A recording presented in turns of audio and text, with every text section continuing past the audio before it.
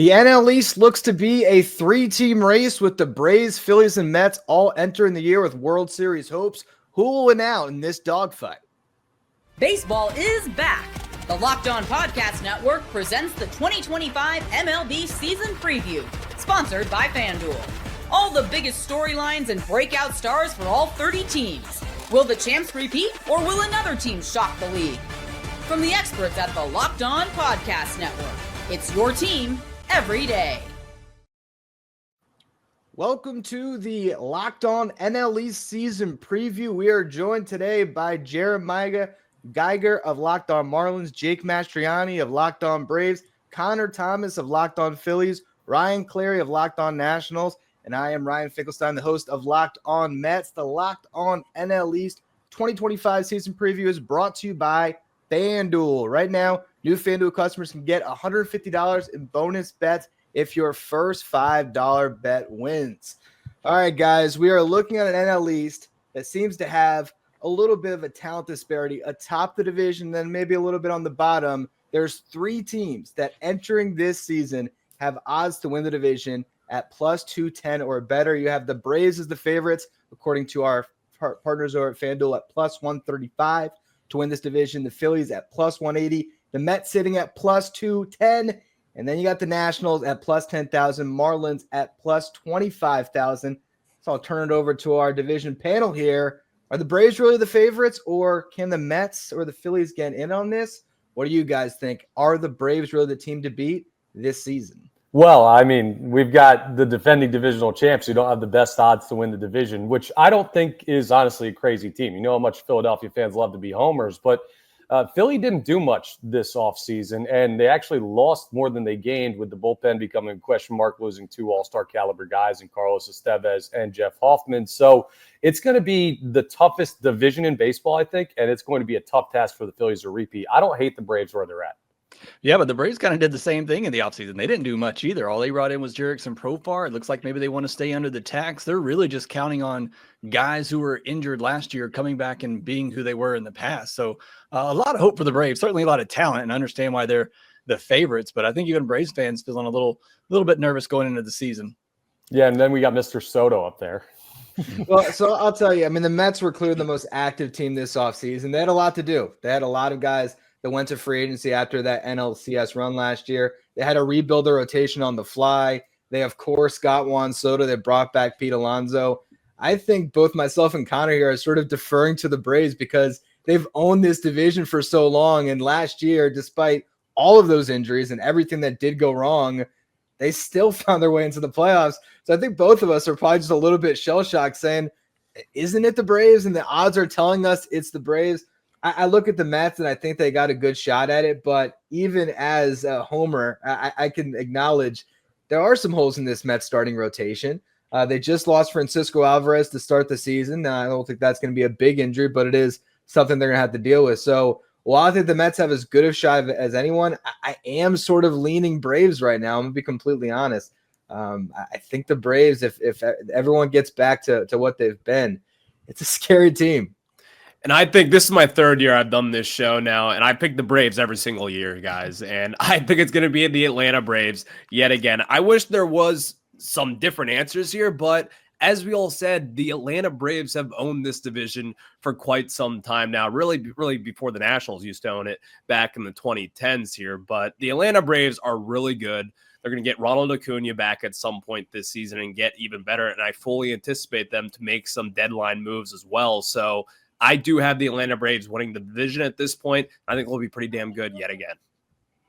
Well, I guarantee you it's not going to be the Miami Marlins. So let's get that out of the way first. But, you know, in all seriousness, I do think it's the Braves if they stay healthy. I think they have so much talent in-house. I think the Phillies are a close second. And it really comes down to which team stays healthiest throughout the season between the Phillies and the Braves. The Mets is just like 1B, I think. I think the Braves and Phillies 1A tied, and then you have the Mets just a step below just because of the pitching staff. I'd agree with what Jeremiah says there too. I do think it is the Braves and the Phillies at the top, and I think the Mets are a small step behind them. And it's a lot of what I said last year, and like me and Ryan talking about it last year. It really comes down to that pitching staff and how do things come together for the Mets. if they're going to make a real run. And we saw it last year, that pitching did come together and things did kind of fall in place for them. But I think it does come down to that pitching staff for the Mets. Can they do it again? Can they put the pieces together to compete? And if they don't, then I do think it is most likely the Braves and the Phillies battling there at the top, and which team does stay the healthiest. But I do think all three teams have very good chances of reaching the postseason. I think most of us would agree with that. That's the fun part about this, right? Well, for the three teams we're talking about here, like the NL West is clearly the Dodgers, and the NL Central, we call this a dogfight. That's a rock fight. There's no one coming out of there that you're overly worried about. So the three teams that could make it in as division champions could also make a run in the wild card round or wherever they get seeded out. So it's a great division this year. That's the funny thing about this division. I think we've been learning lately, winning the division doesn't necessarily bode well for playoff success. You might want to be that wild card team that sneaks in there. And I think as we look towards the win totals right now, there isn't a great separation. If you look over at FanDuel, and if you're watching on YouTube, it's been scrolling across the bottom ticker of your screen the entire time. Last year, as Connor mentioned, the Phillies did win this division with 95 wins. The Mets and the Braves each grabbed playoff spots at 89 wins. The Nationals were in fourth place at 71, Marlins at 62. You look at the win totals, they got the Braves getting a nice uptick, being healthy at 93.5 wins for their over-under. Mets and Phillies are at 90.5. Nationals, pretty much right where they were last year at 70.5. And the Marlins, again, pretty close to last year's win total at 63.5. I know all of us, if we were going to answer this on our show, we're going to probably give that optimistic lens of, our teams are going to hit the over. But I'm curious, do any of you think that your team is going to end up with the under on that win total? Sounds like a no. I wouldn't be surprised. Be surprised. I'm going to say, the Marlins are in the middle of a rebuild. They're going to trade Sandy Alcantara probably very early in the season. I wouldn't be surprised if he gets traded by May. And the health has been a problem the last couple of seasons. You hope that turns around, but with a rebuilding team, they've lost Jazz, they've lost Luis Arias. The talent just isn't up to par when you look at the other teams in the division. So, optimistically, I think this team, if everything breaks right, could hit 70 wins. I'd feel, okay about that, but I think they're a 100+ loss team again. If you asked me this a year ago about the Braves, I would have taken the over on 97. I was that confident in the Braves going into last year, but you just can't predict injuries. And I think that's the only thing that really holds me back. If this Braves team's healthy all year, I think 93.5 is by far a low mark for what they can reach this season, but you just never know. So take injuries out of the equation. I say the Braves, they better win over 93.5 games because it's talented enough that they should. And I would say the same for the Mets and Phillies. If they were healthy all year, I think 90.5 is probably, the low mark for them too. Yeah, 70.5 for the Washington Nationals here. They've won 71 games each of the past two seasons, and you're going to have a first full season of Dylan Cruz and James Wood as well. You've got Brady House, who's going to be coming up. The Nationals do have a better overall team at this point, so I think that they'll be in the 75 to 80 win mark. I don't really see anything more than 80 at this point, but they do have young talent. I think being in such a strong division, looking around here, you've got a ton of MVP candidates, a ton of really good ball clubs at this point, great GMs, just a great organizations top to bottom. So I think that's why probably FanDuel has kind of had the Nationals a little bit lower at a 70.5 at this point. Yeah, and the funny thing about the Phils last year with 95 wins is that they did that with basically stinking it up 2 months out of the season. They went through a real bad stretch after they played the Mets in London, came back, couldn't figure it out, and still found their way to 95 wins. Running it back is not always a great strategy, but you don't trade in a BMW for something lesser, and they're still running in high drive this year, I think. I think they're over the 90.5. Yeah, I'll say with the Mets, and actually this whole division, when I'm looking at the odds, I actually kind of like the Nationals. I feel like 70.5. I look at their roster and I think full year of James Wood, full year of Dylan Cruz. How are they not going to be better than they were last year?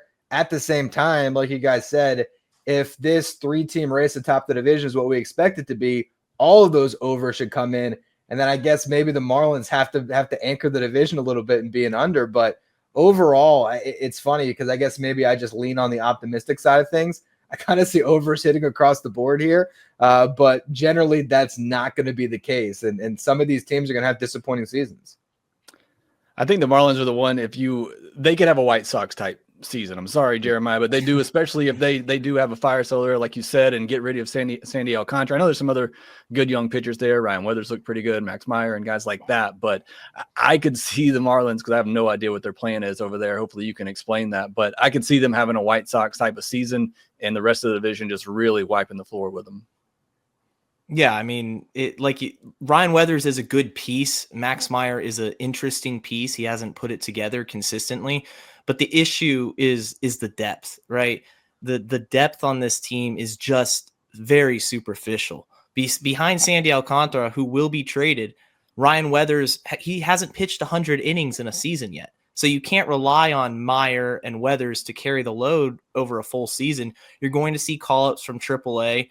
And I don't know if they'll be White Sox level terrible under 50 games, but they're going to be a bad team, and it's up to the Mets, Phillies, and Braves. And I do think the Nationals, Ryan, they're my dark horse team to make some noise. I really liked what they did last year, and they got to take advantage of the competition when they face the Marlins or the White Sox or all these other weaker teams, because I think they can be competitive at least the first half of the season again. Yeah, I do think we will be competitive. I mean, we kind of saw it a little bit this past season. The first half, we were pretty good. And then obviously, you're still in the rebuild. You move off some pieces and get some prospects in return. That's the name of the business here. But I don't think the Nationals will be looking to sell some big time veterans. Like, you made a trade for Nathaniel Lowe, which I really like. You have CJ Abrams coming back again, Dylan Cruz, James Wood, both former #1 overall prospects in the game. And you also have a relatively good farm system as it is. So I do think we will be more competitive. It's just going up against the top 3 teams. This division will be really tough. I want to get into some of those acquisitions. We just teased a couple of them for the Nationals. We're also going to talk about the move that changes the trajectory of this division more than any other for the next decade, and that is Juan Soto and his $765 million decision. How does Soto shake up the star power atop the NL East? It's the Locked On NL East MLB season preview. March Madness is here, and FanDuel is giving you the chance to get in on the action like never before. Right now, new customers get $200 in bonus bets when your first $5 bet wins. That's 200 extra bucks to use on everything from buzzer beaters to Cinderella stories and even who's cutting down the nets. I've got my eye on a few underdogs this year, and FanDuel makes it easy to back them with spreads, totals, and game props. And with tournament games happening almost every day, there's always something exciting to bet on. And the FanDuel app is simple to use. So when I win, I get paid instantly, no waiting around. So visit FanDuel.com and get in on the college hoops action all tournament long. Who is the best player in this division? Can we all just come to a consensus right now that with Acuna coming off the injury that Juan Soto is the best player? Can we just get nodding heads, right? Well, if we're talking position player, we might be able to go that way. But Zachary Wheeler here in Philadelphia, he's got a case his best arm on the planet. We'll start with position players to make the conversation. It's so hard to compare players and pitchers. Can I get Soto as the best? Just real quick, as the Mets fan in the room. I'll let you get that one until Acuna's back up to full speed. I'll let you get that one. All right, so how about this one? Did the Mets have the best 2 players in this division, Juan Soto and Francisco Lindor? I just ranked my top 10 players in the NL East over at Just Baseball. I will tell you, I had 5 Braves on that list. I had 3 Phillies, but I had the top 2 guys on the list being Juan Soto and Francisco Lindor. You have 2 guys that were very high up in the MVP voting last year. Lindor is always going to be there with the defense at shortstop, and Juan Soto has the ability any season to be the best hitter on the planet. So I think the Mets have the best 2 guys in this division. What say you? I think more to the Francisco Lindor one, just because he plays a premium position. I mean, Soto, if you just want to say pure hitter, yeah, he's probably the best pure hitter in the division. But for Lindor, what he brings for you defensively at shortstop, overall player, I'd be okay with you even putting him number 1 just because of the value that he brings. A 30-30 player, can do power and speed. So I'm okay with that. Yeah, I think Juan Soto is the number 1 overall player in the NL East. I would put up a healthy Ronald Acuna, though, even against Juan Soto, and I love Juan Soto still to this day. But Ronald Acuna, man, he is a different animal. I'll also even throw Bryce Harper in the conversation. I think Bryce Harper is really good. And he's still doing it even in his young mid-30s at this point. So I think Bryce Harper and Ronald Acuna Jr., when they are both healthy, they should be in that conversation as well, even over Lindor at this point. Yeah, and with Bryce, a very interesting thing. Rob Thompson confirmed last week that if Trey Turner's going to bat leadoff, like the Phillies might change their lineup too, Bryce Harper's going to bat in the 2-hole consistently for the first time in his Philadelphia Phillies tenure. I don't know how that changes his ability to put up numbers and may cut the RBI total a little bit, but it puts him in a different spot that maybe gives him another look at one of those great Bryce Harper MVP type of seasons. Where's Schwarber hitting now? I'm sorry, not to interject, but I'm just curious because there's something I thought one of the biggest advantages the Phillies always had is they can start a lot of games 1-0 with Schwarber in that leadoff spot. So where are they going to slot Schwarber into the lineup? Feels like change for change's sake, but they didn't change much this offseason. So it sounds like it's going to be Turner, Harper, then either Castellanos or Bohm, then Schwarber. They like to split the righties and lefties. So a lot of people love the big boy in the cleanup spot, but I did like him as leadoff as well. We'll see how it plays out. Yeah, and really quick to touch on the Soto conversation, I do think a healthy Acuna is right at the top of that list. I mean, 2 seasons ago, that season, the MVP year, he was unstoppable, hitting 330, all the bombs, the 70 steals. So I hope he comes back fully healthy, because when he does, he's an absolute force in the Braves lineup. And Francisco Lindor, Juan Soto, I do think those are the 2 best players on an individual team. Like that 1-2 punch, you really can't beat that. And that's going to have to carry the Mets this season. Now, obviously, they brought back Pete Alonso too in the middle of that lineup. But if you're looking at what could separate the Mets, it's their 2 superstars being superstars, and that could cover up some of the questions we might have about their rotation. They addressed a little bit this offseason, but there's a lot of questions still. As we look to other big moves that were made this offseason, Jake, I want to ask you about Jurickson Profar.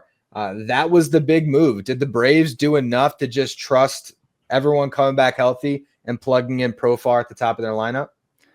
I mean, you hope so, but I think there were 3 needs they had going into the offseason. One was to find an outfielder. They did that, but you needed more depth in the bullpen, especially after they lost Joe Jimenez. The injuries didn't stop during the season. They lost Joe Jimenez after the season too, and he's going to be out for most of the year, one of their best setup men. And the depth as well. You're losing a Max Fried, you're losing a Charlie Morton. Those are big innings they're going to have to fill. And I felt like they needed to go out and at least get some depth in the rotation. Didn't have to be a top-end type of starter, but at least some depth there. And so I don't know that they did enough in the offseason. Obviously, they have a lot of talent and some good players coming back. I think also there's a couple of things in this. I think they want to get under the luxury tax, whether I agree with that or not. I think they want to reset it. It'd be their 3rd year in a row. I also think they want to wait and see what they have in Ronald Acuna Jr. We know what it looked like coming off the ACL the first time. He wasn't quite himself.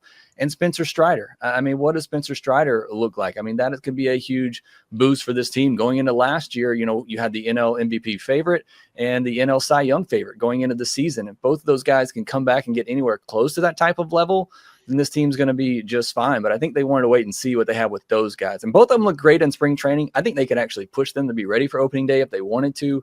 Just no reason to rush them back. But Profar, to get back to him, it was what this lineup needed. You saw last year with all of the injuries, they really were one-dimensional offensively. It was home run or bust. They were 4th in all of baseball in home runs, but just 14th in runs scored because they couldn't get on base.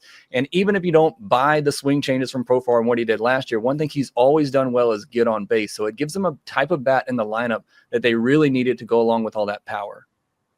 Jake, you make it sound good with Jurickson Profar. And, we were talking actually before the show, before you hopped on here, and I was one saying, I thought Profar was probably the worst move in the National League East this offseason. Like, I'm just not into paying guys coming off career years. And Jurickson Profar is a really good player. In fact, he really kind of got that last season started when he got into that bench clearing brawl with the Washington Nationals in San Diego. And Profar is a great player. I mean, he is an electric player. He had a great season this past year, but I've always thought of the Braves to kind of have these sneaky, really good moves. And I just thought this was one of those things where it was just felt like a desperation move. And while, yes, he does get on base at a good rate, I felt as if the Braves probably could have done better. And I think Profar is a fine player, but giving him 3 years, $42 million, I wasn't all in on that move. And I felt like that was probably the worst move in the National League East this offseason. I mean, at the beginning of the offseason, I had a lot of people ask me about Profar, and I was right there with you. I don't want to buy the guy, pay a lot of money for the guy that's coming off a career year, going into their 30s. But the more you dive into it and look into it, and he talks about the swing changes that he made last year and how that really did make a difference in the player that he was. And obviously, I'm wanting to buy into that. It made me start to come around on him a little bit. And like I said, just for the type of lineup construction that the Braves had, they really struggled last year when they weren't able to get those home runs. And so Profar, even if he's batting 8th or 9th in the order, if you don't see him as the guy that he was last year, even if he's batting 8th or 9th with a 330, 340 on base, I think that's going to help this lineup as well, to have somebody else that can do something a little bit different for you. So it might not be the ideal fit from the outside, but I think for what the Braves needed, I think he fills a role there. Yeah, a lot of Phillies fans would love to have Jurickson Profar compared to Max Kepler, who was their big position player move of the offseason. I mean, you were talking about the fit and what he brings to the offense. Max Kepler is basically tailor-made what the Phillies have done the past couple of years, just a guy that's going to go out and try and hit 20, 25 bombs, but is not going to be the best on-base percentage guy, and that's what Phillies fans have been complaining about for the past 3 postseasons. So while there are moves that you recognize the names for, I do think we saw some stuff in division where teams that are tight at the top, there's only so much you can change. The moves are almost forced to be underwhelming in some way. Yeah, I also think another big move that I wanted to touch on, guys, here is we talk about Jurickson Profar paying off of the great season. The Phillies, traded for a guy coming off a down year, and they're banking on a bounce back, and it was an in-division trade. So, Connor, what are your thoughts on Jesus Luzardo?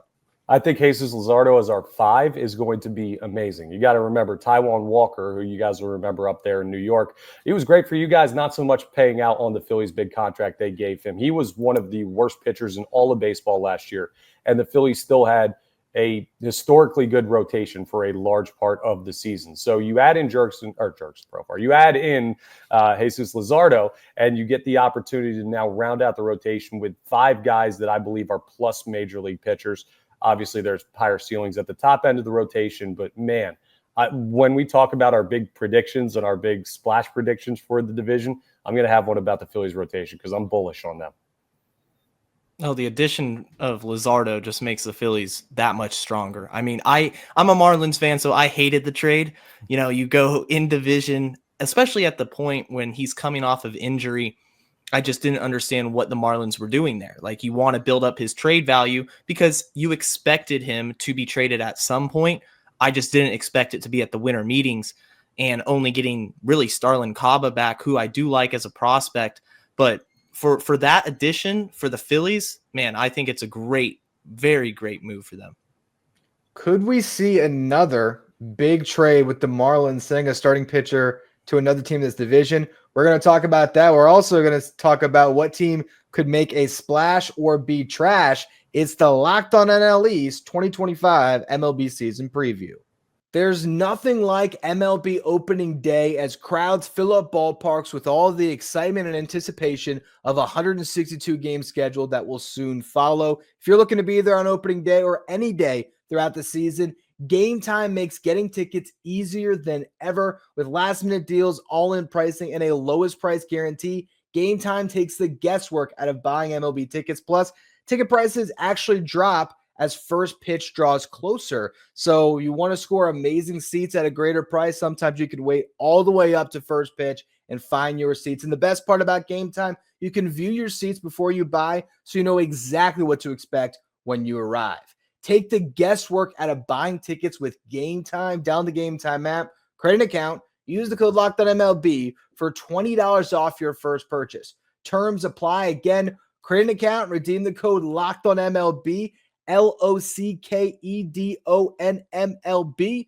for $20 off. Download Game Time today. Last minute tickets, lowest price guaranteed. All right, so which team could win 80 games or 60 games? Which one would you be surprised with or not surprised at all if they are a splash or trash team? What do you guys think? Which team has the widest range of outcomes going into this season? Yeah, I think it's the Nationals. I think they're my dark horse team for a reason because of that young talent in the lineup. Dylan Cruz, CJ Abrams, I mean, James Wood, who's an absolute star when he connects with the baseball. I mean, the dude has crazy power. But the pitching staff, it's just, is it going to be consistent? I don't know really where they fall. We are talking about the over-unders. I think the Nationals could surprise if everything breaks out. Like Ryan said, maybe win 80 games, maybe sneak into wild card contention, or worst case scenario, you see sophomore slumps, guys just take a step back, and then before you know it, they're 20, 25 games under 500. I don't really think it's going to be the Nationals this year. Like, as we were talking about earlier, I do think they could surprise people a little bit, but I'm going to pick on Philly real quick. I could see the Philadelphia Phillies kind of falling off this year. Like, the thing is, the Phillies have been up there for a while. They've kind of got that aging core at this point, and it's not that old, but still, injuries will happen. They've been really good these past few years. They have gotten a little bit lucky when it comes to injuries. I mean, of course, Bryce Harper did get hurt, 2 years ago? So there have been injuries before, but I just have that feeling where at some point it's going to crash and burn. And I don't know why it's the Phillies, Connor. Like, I'm sorry to pick on you guys, but I just look at this team and some of these former guys who are getting up there and who may just kind of be regressing overall. And I could see the Phillies kind of having a crash and burn scenario sometime in 2025. Yeah, it's fine. Defending division champs, we get it. Target on our back. Jake's been there a couple years. But speaking of rotations, the Phillies pitching staff is going to be unbelievable this year. And even if they have some offensive regression due to age, I think we're seeing the best Phillies pitching staff in team history, or at least rotation in team history. We'll leave the bullpen out of it because there's question marks. But that starting five can do enough to carry this team to 90 wins almost on their own with how good they are. I start to think about the Mets when we have this conversation, because as great as the addition of Juan Soto can be, that pitching staff feels questionable to me. How much are you worried about that, Ryan? You know, it's one of those things where how much of a benefit of the doubt do we give David Stearns after last season? Because last season, we all had this preview and it was like, okay, what are the Mets going to get out of Sean Manaea, Luis Severino, and Jose Quintana? And they got 170-plus innings out of all those guys, and all of them pitched to sub-4 ERAs. Unless Sevy got a little bit over, but regardless, they got way more production than we would have expected. This year, I'm saying if Clay Holmes can make this transition to be a starter, and I feel pretty good about that, but how many innings are you going to get? Is Clay Holmes going to be great for the first 2 months and tail off like Jordan Hicks did last year? Jake obviously saw a little bit of an injury tail off with Ronaldo Lopez, where he sort of fell off down the stretch. So what's that going to look like? Sean Manaea, Frankie Montas already went out. Kodai Senga is a huge injury question mark. I trust this front office to be able to scrap together a starting rotation and find their way to quality innings. But I understand on paper the concerns. I also think that the Phillies lineup is, of the top three teams in the division, I think it's, in my opinion, pretty clearly the bottom of the three. I like the Mets starting lineup and the Braves a lot more offensively. But like Connor said, that pitching can solve a lot of problems. And when you got, a top five like they do, plus Andrew Painter waiting on the way, it's hard for me to see them completely falling out of it. But again, that's where I think I get back to the Braves being this team that I trust the most, because I just have the least questions for them. It's just, okay, are they going to get riddled with injuries again? And even when they did, they won 89 games. So that's where I was going to say, I think the Braves crashed last year and it was 89 games. I mean, knock on wood here. I hope we don't see that type of rash of injuries again. And I hate to take another shot at your Mets here, Ryan, but I don't know that I believe necessarily in the lineup as much as you do either. It is very top heavy. It's obviously very good at the top of that, but you're counting on Vientos to kind of be that power guy again with the carry a 30% strikeout rate. You're counting on Brandon Nimmo staying healthy, Marte, McNeil. We've already seen Alvarez. He's banged up right now, might not be out too long, but I think there's even questions in that lineup a little bit, but it does more so come back to the pitching staff. As I mentioned earlier, can you do it again? Can you turn that trick again that they did last year with that pitching staff and put it all together? So they're actually the team I think that I would pick that I could see. I wouldn't say they're going to crash out, but maybe a team that's, struggling to find that wild card spot or struggling to get over 80 wins. I could probably see that more with the Mets, but I think the Nats are a good pick too, because they got some young talent coming up. I could see them making a big jump or things falling apart. But again, sorry, Ryan, I know the Mets will probably prove us wrong with that pitching staff again, but it's just, like you said, it's a lot of trust that you're really just having in the front office and that they're going to figure it out. But that does worry me for the Mets going into the season. It's tough. You look at Griffin Canning and Paul Blackburn, guys that are getting starts, and you'd imagine the Mets front office, they're completely confident in these guys. But look at the back of the baseball card. It hasn't quite been there. I do have complete confidence in this lineup just because I saw what Juan Soto did. Obviously, Aaron Judge was a big part of that Yankees lineup, but I just think that the combination of Lindor, Alonso, Nimmo, Vientos, I feel like the Mets lineup is better than the Yankees was last year's. It's deeper. They don't have a guy that's as great of a running mate, but I feel like Soto is going to really change things for the Mets lineup offensively. But yeah, the starting pitching is a big concern. So we'll see how this race shakes out. We're going to run around the horn here and give one bold prediction for your team. And we're not talking win totals. So who wants to kick us off? Who's got a bold prediction for their team? I'll say Spencer Schwellenbach finishes top 3 in the NL Cy Young. That'll be my bold prediction there. That's a hot take. I like it, though. Schwellenbach had a great year last year. But, man, top 3. So are you expecting that he has – I guess you're not projecting that Sale or Strider is ahead of him in the Cy Young. So you think Schwellenbach really is the guy for the Braves this year? Well, I mean, I don't know that Strider will quite get the innings, even though I don't think he'll miss too much time. But I just don't know that he'll get quite the innings to be in there. And I don't know what he's going to look like. Sale – are we really going to count on him for 170 innings again? I think that's a bit questionable. So it's bold. Certainly Strider, Sale, I think are capable of winning a Cy Young. And here I am picking the sophomore out of that. I just think Schwellenbach, what he did last year was so impressive. And what made it so impressive to me is that he faced the Mets 3 times. He faced the Phillies 3 times, and he got better each time against them. I kept waiting. Okay, are these guys going to figure him out? Are they going to figure him out? And they never did. And he was pitching in high leverage games. The Braves needed every win to get into the postseason. And he just continued to deliver for them. So I'm very excited about the season coming up for Spencer Schwellenbach.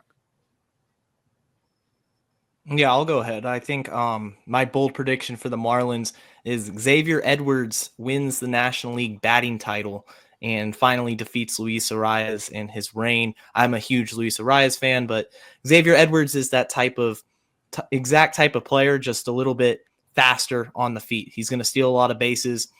But 70 games last year, 300 plus plate appearances. He hit 328, so it would have been first if he had qualified. I think his bat to ball skills are elite. He just doesn't have the power, so he's not going to garner a lot of notoriety among a lot of fans other than the Marlins. But look out for him. You're going to see him at the top of the leaderboards at the end of the season. My bold prediction right now for the Nationals is that James Wood finishes top 10 in the National League MVP voting. I mean, he's 6'7". He's basically like a not buff, same version as like Aaron Judge. This guy has pole-to-pole power, and you're going to see that on display this season. He's already done it all spring training long. You saw it last year. Most of his home runs went to left center field. And as a lefty at Nationals Park, like that is really tough to do. So this guy has real 70 grade power. And I think you're going to see it on display this season. And he's going to put up some MVP caliber numbers. And people will be talking about James Wood, and they will know the name in Major League Baseball. We're going to go deep cut for mine. We're going to go to the bullpen. And I know we haven't talked a lot of relievers on this, but I think the best reliever in division is going to be in Philadelphia this year and only barely over 21 years of age. A Ryan Kerkering in the low 20s in age is going to be number 1 in the division as a relief arm this year. He is ready to take a major step onto the next stage. Remember, this guy who has already become a little bit of a name for baseball fans of like a rising star in bullpens in the league, he just finished his first full year in Major League Baseball last year. He's already pitched in the NLCS in his debut year, and I think he's going to be a monster out of the pen for the Phils. Before I give my bold prediction, I did tease in the last segment that we would talk a little bit of Sandy Alcantara getting traded. So I'm just going to ask Jeremiah a quick prediction. When does he get traded? And does he get traded in division or to another team around Major League Baseball? I think he does get traded. I think they trade him in June. I think they trade him earlier than expected. You've seen that before with Peter Bendix. He'll pull the trigger if he likes the deal. So I don't think he makes it to the deadline. But I do think that he gets traded out of the division. I don't think they could trade him to the Mets. I know that would be a huge addition to you guys, but if that happens, he would haunt us for years, Ryan. I don't want to see that. My That other bold New York team prediction- needs a pitcher. We need a pitcher. Everybody in this division wants Sandy Alcantara, except for the Marlins. Although the Marlins fans want him, but Peter Bendix wants the 3 to 5 top end prospects he can get for him. My bold prediction is Sandy's coming to the Mets. No, my bold prediction is that the Mets will lead Major League Baseball in home runs. I look at Juan Soto. I look at Mark Vientos, Pete Alonso. Look at Francisco Lindor. That's 4 guys that I'm going to count out to get to at least 30. I think a couple of those guys can get to 40. I like Francisco Alvarez once he gets back to have a lot more home runs than he did last season. This is a guy that hit 25 home runs as a rookie. I think he has that power in him again. I still like someone like Brett Beatty, who's going to play a more minor role, but he's showing some power in spring. I think he's going to chip in some. Jesse Winker might chip in 10 from a DH spot. So I think the New York Mets will lead Major League Baseball in home runs, and that offense is what I believe will carry them this season. I don't hate that pick at all, man. There's power up there in New York if the rotation figures it out. Tough team. And the crazy thing is, to lead the league in home runs, you've got 2 other contenders in division who are going to be like right there with you. It's just such a stacked division. Is this the best division in baseball, guys? Are we all on the same page? Yeah, It's got to I be. think so. It's either the NL East or the NL West in my eyes. I think. I mean, the Dodgers obviously kind of tipped the scales, but I like what the Diamondbacks did. I like what the Giants did to a certain extent. Obviously, the Padres were able to piece it all together. So I think there's a lot of talent on each coast in the National League. And if you want to learn more about the National League West, for all the division previews for the 2025 MLB season preview, subscribe to Locked On MLB on YouTube or wherever you get your podcasts. For more on the Mets, the Braves, the Phillies, the Nationals, and the Marlins, subscribe to our podcast, your favorite teams podcast, your favorite teams Locked On podcast that is on YouTube or wherever you get your podcasts, part of the Locked On Podcast Network, your team every day.